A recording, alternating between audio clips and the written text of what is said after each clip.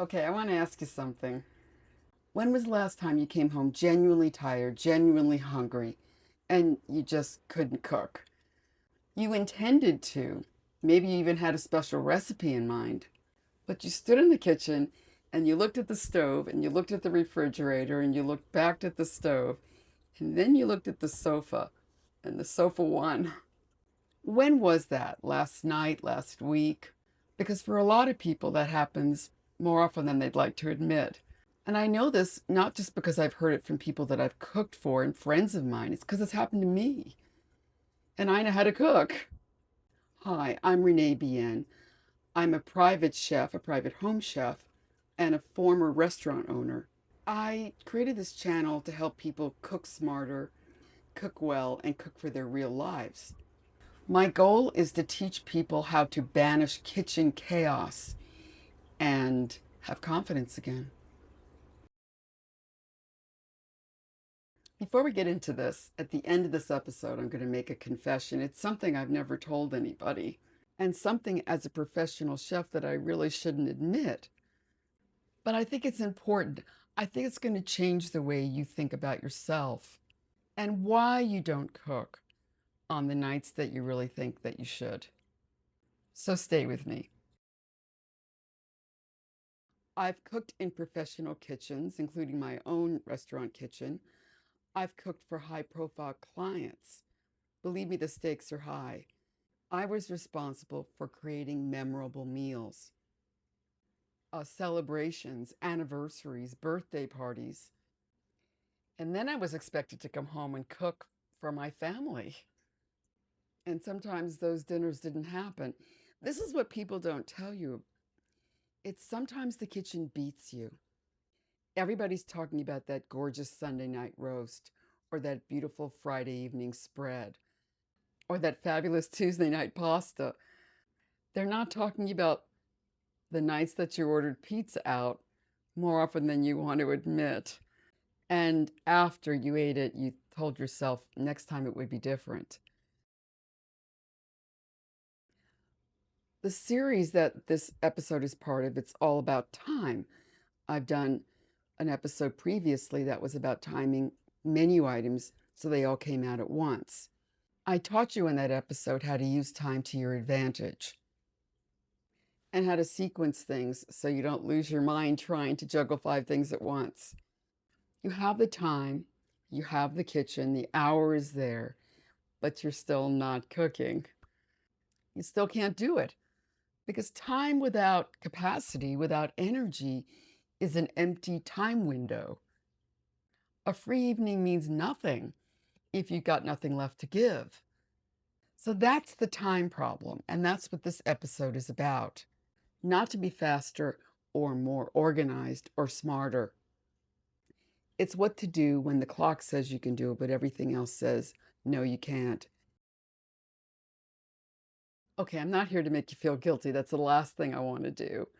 If you came home tonight exhausted and ordered takeout, good for you. You got yourself a meal. You ate, and that's all that matters, really. But I do want to be honest with you about what this pattern costs over the long term, because these takeout meals add up, especially if you're ordering for more than two people, four people if you have two children or you have a senior living with you. It gets costly. And there's also the cost of your health, because we all know that these delicious meals that restaurants create, they taste great, but there's hidden ingredients, a lot of fat and a lot of sodium, which can affect your health over the long term. And it can be devastating when you get older. There's another problem, and this one sort of stings a little bit. It's that low level guilt that you feel. It's that guilt that follows you from the kitchen table to the sofa. It's the sense that you should be able to manage this and that other people are managing this and that somehow you're failing at something that's supposed to be basic. I want to assure you that you're not failing. The systems that you're trying to use to cook are failing you. Okay, here's what I've come to understand about why people can't cook consistently. It's not a skill problem. It's not because they don't have the correct recipes. The typical cooking advice that you get on most cooking shows assumes that you're coming home with something left to give. You've got some bandwidth, some enthusiasm, and some inspiration, some curiosity about what to make tonight. It assumes cooking is a thing you want to do, but you just need the right recipe to get going. But what if you come home empty? Then what? Most cooking content that I've seen has no answer for that. That content is written for a version of you that doesn't exist. So the nights that you don't cook isn't a failure of willpower or discipline. They're a failure of design. The systems you're using, again, aren't built for your real life. They were built for a highlight reel. Okay, now let's think about the nights that you actually did cook.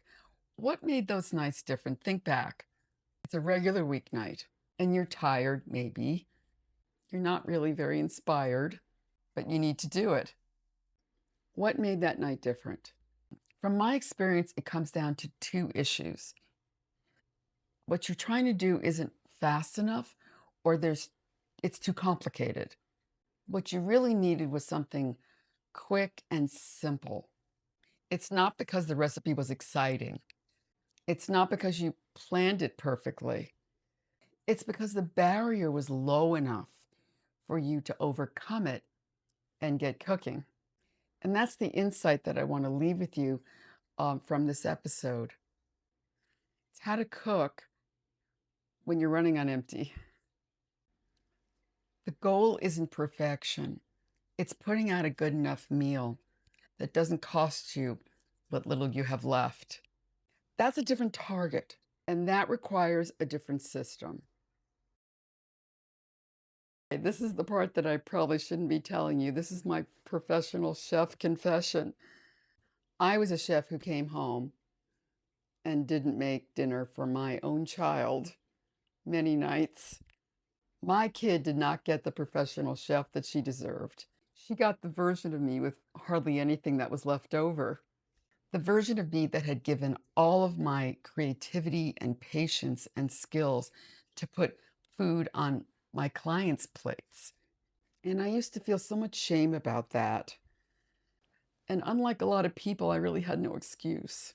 I had all the equipment, I had a lovely kitchen, I had the knowledge, I had the knives. Yes, the method is coming, and it's coming more specifically in the next episode. But I'll tell you a little bit about it right now. I've spent a long time thinking about this, and I realized that there were two problems that I needed to solve. One was the time issue, and one was the method issue. In other words, if I could create a system that would streamline recipes down to their essentials, in this case, I thought of 5 ingredients, plus add-ins, you can customize what you'd like, and then only 15 minutes worth of prep time. And that would be achievable for a lot of other people as well. It would lower the barrier so that it would make it doable on many nights of the week when you come home exhausted. And I've come back to it again and again. So in the next episode, I'm going to show you what that looks like in practice and how, if you let it, it will become kind of a quiet foundation for everything you do in the kitchen. And once you adopt this method, it will transform your experience and you'll never want to go back. It's not what cooking could be. It's just kind of a base, a foundation. It's a floor. It's a version of cooking that doesn't ask too much of you. And you can use it on the nights when you really have nothing left. You're not failing, you're not behind. You just haven't been taught the right formula or the right system yet. And that's what you'll learn in the next episode, the 5+15 method. So thanks for your time today. I appreciate you watching all the way to the end. I have some links in the description box for resources that will help you if you'd like to get started right away. And I look forward to seeing you in the next episode.